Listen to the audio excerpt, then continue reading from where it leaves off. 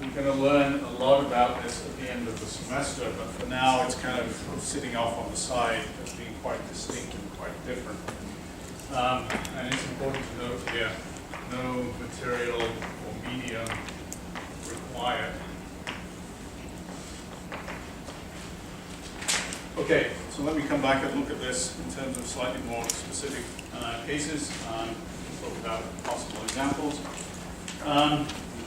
Energy transfer directly through some material, but no bulk motion. So probably this is going to suggest we're worrying a lot about solids. As you know, even though we haven't talked about this in this course very much yet, solids are characterized by having their microscopic constituents largely stuck in place. Okay?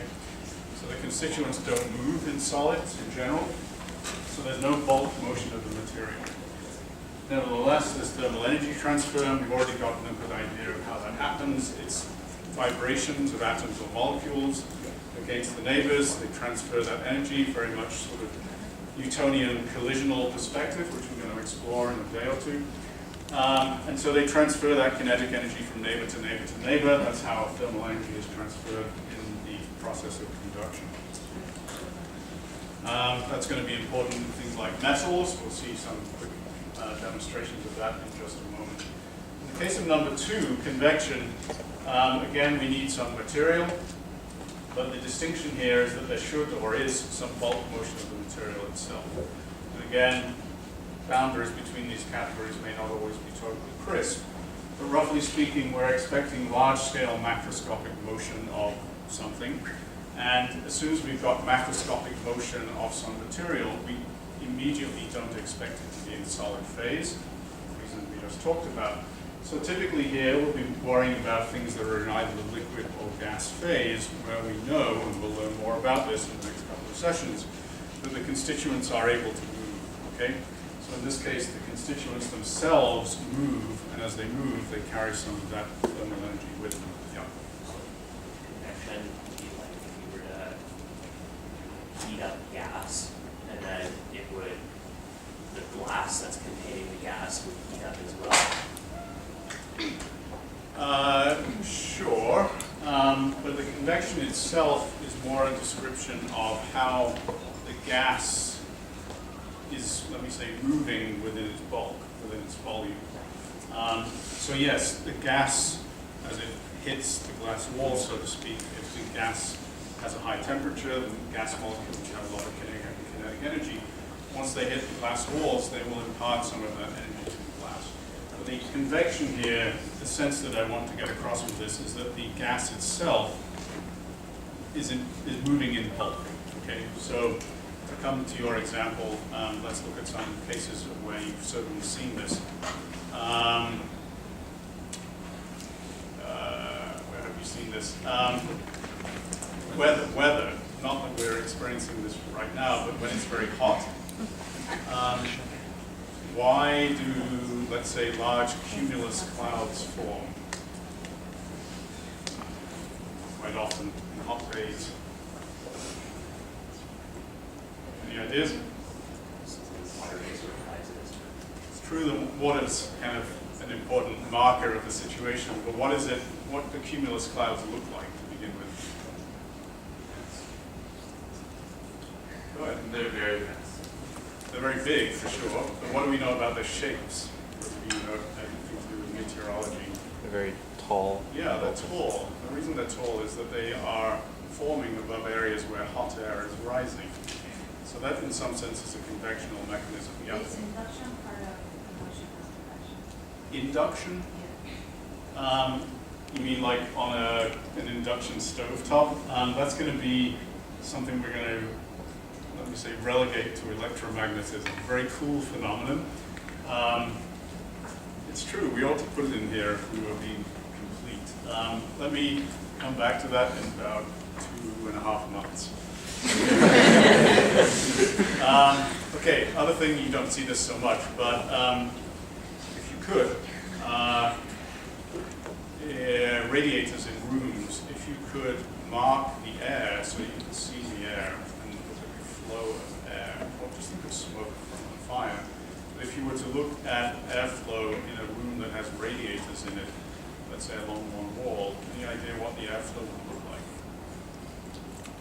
You want to describe that? The picture is pretty good with the Air around the radiator will rise Right. as it pushes up towards temperature cool and come down. Okay, right, so very much an example of a convectional flow of air in a heated room with a radiator. So there's definitely bulk motion of the material. And then lastly, we should include induction in some sense. It's not exactly. Okay, we'll talk about that. So this is very separate, and we're really not going to talk about this much until we talk about electromagnetism and electromagnetic waves. But historically, we've added radiation into the mix here, and this is very, very different because, most critically, apparently we don't require any medium to transfer energy by doing this. So what's the best example you know of heat transfer by electromagnetic radiation? The sun, yes. Okay, very good. All right, so you're going to see examples of these at the start of class on Thursday. Boy, I'm only halfway through. Let me show you some fun things. Piece of brass, a long piece of brass. It is pinned here. It's going through this vertical column here, but it's not pinned. It's actually going through a hollow space in this. And on the side of it, it's pushed up against a lever, which is connected to this needle. So one way of observing a change of behavior, change of characteristic of some material with heat, we're about to see. But we're also about to see how that thermal energy is transferred. Okay, so the object of interest here is that long horizontal brass rod. We're going to heat it. Right now it's at room temperature. Let's talk about temperature at this point. Start of Thursday's class. It's going. So room temperature. Okay. Blow torch. I'm going to heat it up. Okay. So you can't really see the effect here because it's rather small. And what you will see soon enough is that there is something going on. Now, I'm going to keep it at this end. Try and get this end hot. I'm adding a lot of thermal energy at the right end of this rod. You see anything happening on the left side? Okay, so that needle is moving. The reason the needle is moving is, first off, because the rod is getting longer. Okay? So the rod is getting longer, and so as it gets longer, it's pushing in that direction because it's pinned down at this side. It's pushing against that lever, and it's making the needle deflect. Again, the actual length change is rather small, not visible for sure. But then what I'm also doing here is demonstrating conduction as a mechanism of heat transfer, because the added thermal energy that I'm applying here is eventually making its way down this rod by the metal atoms getting more and more kinetic energy, bumping into their neighbors, and that whole process carries on along the chain. Okay, so this is a nice example of thermal conduction and change in length as an object increases temperature. Just because it's here, and why not? I'm going to show you some other types of things that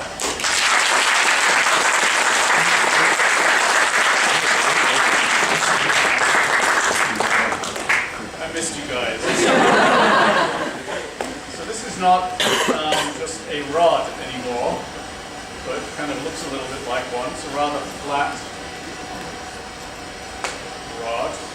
Or at least it was.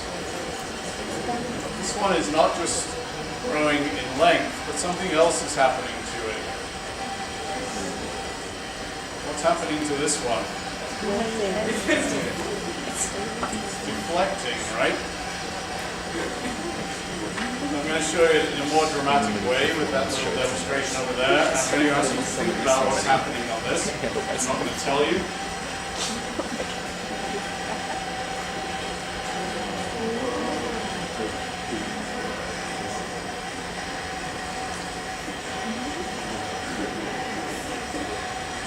also deflecting.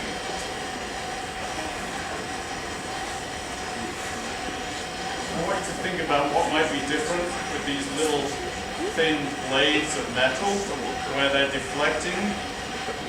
They're not just getting longer, but they're deflecting. What might be different in this case compared to this case?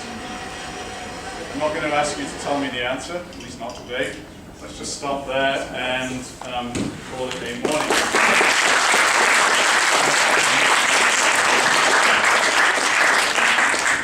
Summary statements. I'm going to be updating coursework pretty quickly. Stay tuned for that. I'm going to be giving you the master physics information. Read chapter 17 if you haven't yet done so.